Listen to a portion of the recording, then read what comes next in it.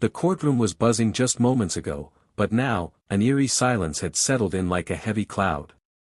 The air was thick with disbelief as the young millionaire stood frozen, his lawyer's chair still spinning from the abrupt exit. No one could understand what had just happened. A man who had the means to hire the best, who was used to control and authority, now stood completely alone in front of a sea of eyes that carried more judgment than sympathy. Some spectators exchanged whispers, their voices laced with shock and gossip. How could this happen? How could someone with everything be left with nothing in the very place where defense mattered most? The millionaire's shoulders, once squared with confidence, now slumped under the invisible weight of betrayal.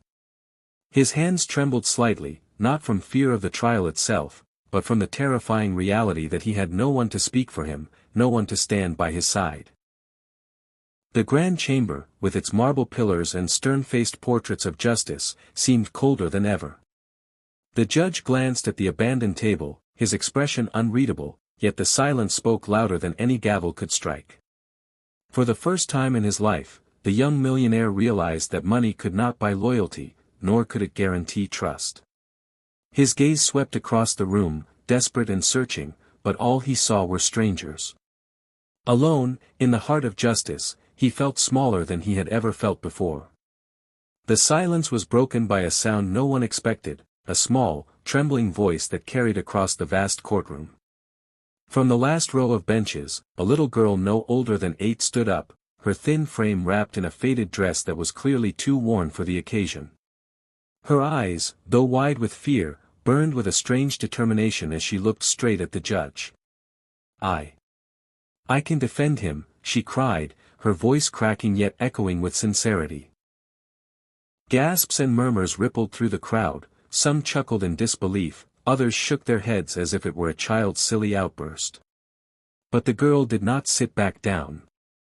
She clutched the wooden bench in front of her for support, her knuckles white, her face pale but unwavering. The millionaire, stunned, turned slowly to look at the child who dared to speak for him when everyone else had abandoned him. In her eyes, he saw no mockery, no judgment, only a raw courage that felt strangely comforting. The judge raised an eyebrow, uncertain whether to silence her or let the moment breathe. The room was caught between ridicule and curiosity, watching an 8-year-old challenge the silence that grown men dared not break. And in that fragile, unexpected moment, something powerful shifted in the air. What began as laughter slowly turned into hushed attention, as people realized this child was not joking, she truly meant every word she had just spoken. The judge, after a long pause, leaned forward with curiosity softening his stern expression. "Very well, little one, speak," he said, his voice carrying both caution and intrigue. The girl, trembling but resolute, stepped forward from the benches, her small footsteps echoing across the marble floor. She stopped beside the young millionaire, her head barely reaching the height of the wooden table where his abandoned files lay scattered. For a moment, she looked up at him, her eyes full of innocence, his filled with disbelief, and then she faced the court. Her words were not wrapped in legal jargon, nor carried the weight of education. Instead, she spoke with the honesty only a child could hold. "I don't know your laws," she admitted softly, "but I know when someone is left alone, it's not right. Everyone deserves someone to stand by them. Even he does." Her tiny voice trembled, but each word struck deeper than polished arguments ever could. The courtroom, usually cold and calculated, seemed to breathe differently as her truth cut through the tension. She continued, her eyes glistening, "Money doesn't mean you don't have feelings. Being rich doesn't mean you don't hurt." He trusted someone to protect him, and they walked away. "If no one else will stay, then I will." The hush in the room grew heavier, no longer born of shock, but of emotion. Her innocence carried more weight than power or wealth, and in that moment, the courtroom was no longer just about law, it was about humanity. The courtroom, once filled with skepticism, had transformed into a sanctuary of silence. Every eye was locked on the little girl, as if the walls themselves were leaning in to hear her words. The millionaire sat frozen, his heart pounding, his throat tight with emotion.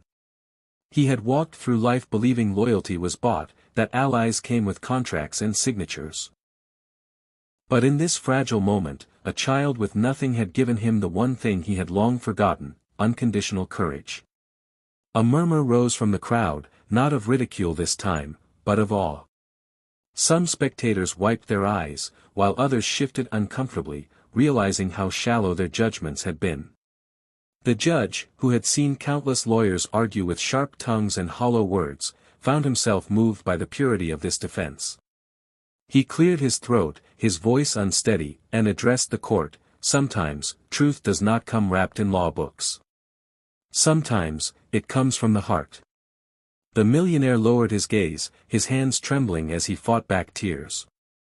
He had spent years building an empire of wealth, but it had taken a little girl in a faded dress to remind him of what truly mattered: humanity, compassion, and the courage to stand when everyone else turns away. In that moment, the case was no longer about legal battles or financial stakes. It became something far greater, a lesson to everyone present that the smallest voice in the room could carry the greatest weight. The judge's gavel struck once, echoing through the chamber, but this time it didn't sound cold or final, it sounded hopeful. His ruling favored the young millionaire, not simply because of legal arguments, but because of the undeniable truth spoken by a child who refused to let him stand alone.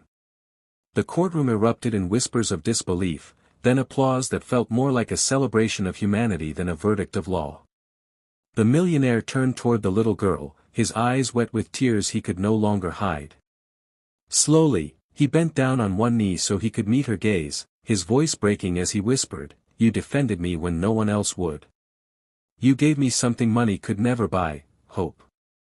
The girl blinked in surprise, her lips curling into the smallest, shyest smile, as if she couldn't fully grasp the weight of what she had just done. Outside the courthouse, the crowd that had once mocked now cheered as the millionaire held the girl's tiny hand. From that day forward, he vowed she would never know the pain of being left behind again. He ensured she received not just an education, but a future filled with opportunity and love. The story of the poor girl who stood up in court spread far beyond those marble walls, reminding people everywhere that the purest form of strength often comes from the most unexpected places. And as the world watched, one truth remained clear: sometimes the smallest hearts carry the greatest power.